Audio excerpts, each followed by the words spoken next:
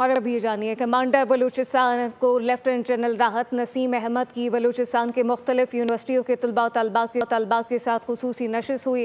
نشست کے دوران شرکاء کو بلوچستان میں جاری ترقیاتی منصوبوں، امن و امان کی صورتحال اور سول اور عسکری اداروں کے باہمی تعاون کے حوالے سے تفصیلی آگاہی فراہم کی گئی۔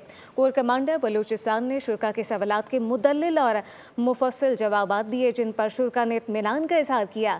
کور کمانڈر بلوچستان نے تازہ ترین پیش رفت، چیلنجز اور سیکیورٹی اقدامات پر روشنی ڈالی۔ آج ہمارا انٹریکشن کور کمانڈر کے ساتھ تھا۔ انہوں نے انٹریکشن میں ہمیں بہت بریف کیا فتنۃ الہندوستان کے بارے میں اور جتنے مسکنسیپشنز ہمارے دماغوں میں تھے، مختلف کویشچنز کیے گئے اور ہمیں ایک پوری بریف اسٹیٹمنٹ دکھائی گئی جس میں ہمیں بتایا گیا کہ آن گوئنگ پروجیکٹس کتنے چل رہے ہیں اور اس میں آرمی کا ہمارے ملک کے اندر آپریشنز کے اندر کیا کردار ہے۔